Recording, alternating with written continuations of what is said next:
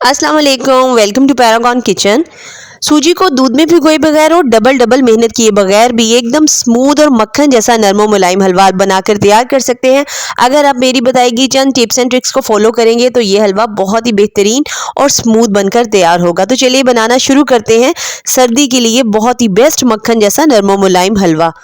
तो यहाँ पर आपने क्या करना है, सबसे पहले एक पैन के अंदर डाल देना है 4 कप पानी, जो कि नॉर्मल आम कप जो हम यूज़ करते हैं ना, वही कप आपने नाप कर डाल देना है। अब इसके अंदर 2 अदद गुड़ की टिकिया शामिल कर देनी है। अब फ्लेम को बिल्कुल लो कर देना है और लो फ्लेम के ऊपर रखते हुए आपने गुड़ को हल होने तक कुक करना है। जैसे ही गुड़ जो है वो हल हो जाएगा तो जो गुड़ हल हुए बगैर रह जाएगा उसको आपने अच्छी तरह से चम्मच की मदद से प्रेस कर देना है और चूल्हे को बंद कर देना है। इस तरह से इस गर्म पानी के अंदर ही बाकी का गुड़ जो है खुद ही से डिजोल्व हो जाएगा। अब दूसरी तरफ पैन के अंदर 1 टेबलस्पून देसी घी डालकर कुछ ड्राई फ्रूट्स को फ्राई करके निकाल लेना है और फिर इसी पैन के अंदर आधा कप आपने देसी घी मजीद ऐड कर देना है।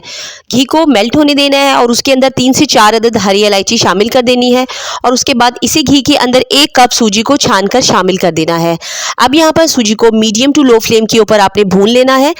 10 से 12 मिनट के लिए आपने सूजी की ज़रूर से भुनाई करनी है और इसी टाइमिंग के दौरान आप देखेंगे कि सूजी का कलर भी चेंज हो गया है और भुनाई ख़त्म होने पर सूजी ने जितना भी घी पिया था ना, वो सारे का सारा छोड़ दिया है। तो देखिए एकदम से इकट्ठी हो जाएगी सूजी सारी की सारी और घी जो है बिल्कुल किनारों पर आने लगेगा। बस यही निशानी है कि सूजी जो है बेहतरीन तरीके से भून चुकी है। अब इस तरह से जब आपका सूजी का जो टेक्स्चर है ना, वो बिल्कुल अलग करने लगेगा घी को, तो आपने इसके अंदर शामिल कर देना है जो हमने गुड़ की चाशनी बनाकर रखी है ना। फ्लेम को लो करते हुए सारी की सारी चाशनी आपने इसके अंदर डाल देनी है। सारी की सारी चाशनी शामिल करने के बाद फ्लेम को मीडियम ही पर रखना है आपने। इस स्टेज पर फ्लेम को बिल्कुल भी हाई नहीं करना, मीडियम फ्लेम के ऊपर रखते हुए हलवे को कुक होने देना है और इस तरह से सूजी का दाना मुकम्मल तौर पर फूल कर तैयार हो जाएगा। तो यहाँ देखिए 2 मिनट के लिए कुक होने के बाद सूजी कुछ इस तरह से आपको गाढ़ी होती हुई नजर आएगी। अब जब सूजी के अंदर मुकम्मल तौर पर बबल्स बनने लगेंगे तो आपने फ्लेम को बिल्कुल लो कर देना है और लो फ्लेम के ऊपर ही इसे कुक होने देना है। जब इस तरह मुकम्मल तौर पर सूजी के अंदर बबल्स बनने लगेंगे आपने फ्लेम को लो करके इसको कवर करके 3 से 4 मिनट के लिए छोड़ देना है और इसी ड्यूरेशन में सूजी जो है मुकम्मल तौर पर फूलकर कुक होकर तैयार हो जाएगी और जितना भी घी था ना, आपको हलवे के ऊपर नज़र आएगा।